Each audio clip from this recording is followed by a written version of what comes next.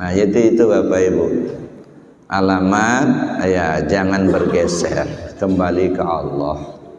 Nah, itu yang selalu saya tekankan. Kenapa saya tekankan ini? Karena menurut ulama tasawuf, angan-angan yang tertanam semasa hidup itu akan terbawa-bawa sampai mati. Nah, kalau yang diangan-angankan itu surga aja, khawatirnya begitu melangkah langsung ada bayangan surga. Ini semacam ujian. Pak, sini Pak, ini surga yang Bapak cari, kata. Kelihatan betul ada rumah yang bagus begitu. Ya, taman yang indah, suara-suara merdu, bau-bau yang serba harum gitu ya. Ada putri-putri cantik di dalamnya. Karena yang memang kita angan-angankan surga, ada panggilan ke arah sana, nah mampir kita. Nah, begitu masuk ke dalam, nggak taunya kahyangan. Nah, begitu masuk kita ke sana sudah nggak bisa balik lagi. Khawatirnya jadi orang siluman nanti, nggak sampai ke Allah, nggak balik. Nah, itu satu gitu ya. Makanya saya bilang tadi ya, angan-angan yang tertanam semasa hidup itu akan terbawa-bawa sampai mati. Itu yang pertama. Kemudian makanya Rasulullah SAW itu memberikan informasi dalam hadis, siapa orang yang akhir kalamnya la ilaha illallah, dia masuk surga. Ini sebenarnya warning, ya, warning dari Rasul, ya, bukan informasi murahan, bukan. Ada enak amat kalau sudah ngomong la ilaha illallah mau mati masuk surga, bukan itu maksudnya. Ini warning, ya. Saking sulitnya menghadirkan kalimat itu, ya, ketika orang akan meninggal, andaikan bisa maka hadiahnya surga. Kok sebegitu mudah? Ada. Saya kira bukan persoalan mudah dan sulitnya, karena ada dalam hadis lain Rasul mengatakan matan nas bima ya'isubi, manusia mati sesuai kebiasaan. Nah, kalau begitu berarti kita harus biasakan dulu lidah kita menyebut la ilaha illallah kalau kepingin akhir kalamnya la ilaha illallah gitu. Jadi ada apa namanya tindakan. Nah, jadi tidak menunggu mau mati nyebut la ilaha illallah, anda itu maksudnya. Nah, jadi artinya jauh hari sebelum kita menghadapi pintu kematian itu kita sudah terbiasa lidah kita nyebut la ilaha illallah. Kalau sudah terbiasa, insya Allah mau meninggal pun dengan la ilaha illallah, karena sudah terbiasa. Jadi arahnya itu supaya membiasakan terlebih dahulu kita menyebut kalimat la ilaha illallah itu. Di bulan yang lalu ini yang kita bahas tempoh hari, ya. Afdalu zikir fa'alam annahu la ilaha illallah. Zikir yang paling afdal itu adalah la ilaha illallah. Dan adanya kalimat fa'alam ini artinya kita harus berilmu tentang kalimat itu.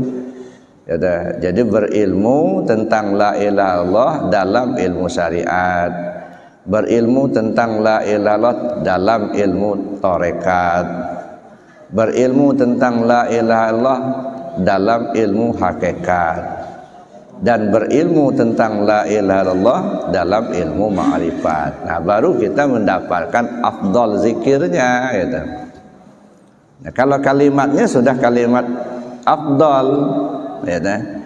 Afdalu ma qultu ana wan nabiyuna min qabli la ilaha illallah. Kalimat teragung ku sampaikan dan disampaikan oleh Rasul sebelum aku itu adalah la ilaha illallah, kata Rasul sallallahu alaihi wasallam. Ini kalimatnya. Nah, persoalannya kitanya kapan mendapatkan afdolnya. Tidak serta-merta begitu nyebut la ilaha illallah langsung mendapat afdolnya.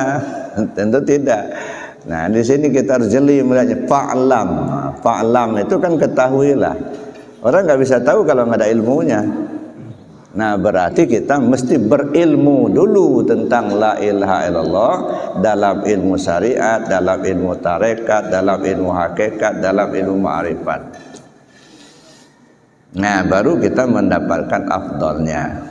Nah, itu jadi pembiasaan dulu, ya, pembiasaan. Nah, sekarang kita tanya ke diri kita masing-masing. Umur sudah 70 tahun. Ya, ini kan waktu yang diberikan Allah kita hidup di atas bumi ini. Jadi 70 tahun itu waktu. Ya.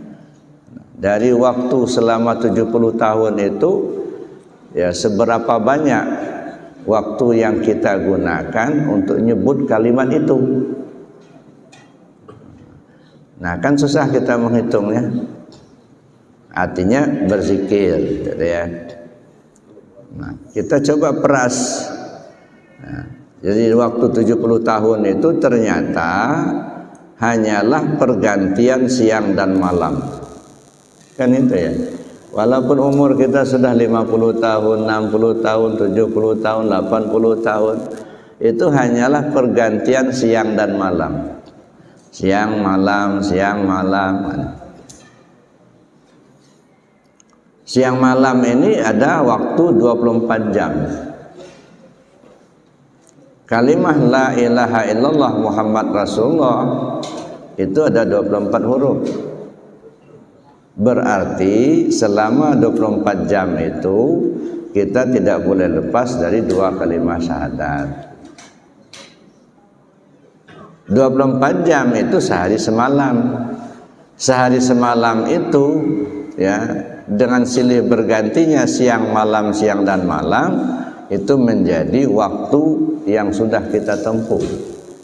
Katakanlah 50 tahun, 60, 70, 80. Oh, kalau begitu berarti sebenarnya seumur hidup mesti kita dalam dua kalimat syahadat, tak boleh lepas. Nah, ada ya. Jadi selama seumur hidup ya, kita selalu berada dalam dua kalimat syahadat itu. Nah, kemudian tentang dua kalimat syahadat ini ya yang juga sudah pernah kita kaji, itu ada 5 tahapan. Saya bilang belajar kita cara mengucapkan, belajar cara mengamalkan, belajar memahami isi, belajar memahami posisi, belajar cara memakainya. Sudahkah ini kita jalani, kita ketahui? Belajar kita mengucapkan kalimatnya seperti apa, cara mengucapkannya. Pada waktu yang lalu pernah saya katakan, dalam mengucapkan dua kalimat syahadat khusus di dalam sholat diusahakan dalam satu nafas. Jadi dia tidak diwakafkan, ya. Jadi jangan dibaca asyhadu an la ilaha illallah berhenti, baru disambung wa asyhadu anna Muhammad Rasulullah. Bukan batal salatnya, tetap sah salatnya, tidak membatalkan kalaupun diwakaf. Tetapi dalam konteks kajian tasawuf itu enggak pas. Mesti diwasal asyhadu an la ilaha illallah wa asyhadu anna Muhammad Rasulullah. Nah, kenapa begitu? Nah, disinilah perlu kita paham isinya. Asyhadu an la ilaha illallah itu menunjukkan tentang Allah. Asyhadu anna Muhammad Rasulullah itu menunjukkan tentang Muhammad. Jadi kesimpulannya apa? Allah dan Muhammad.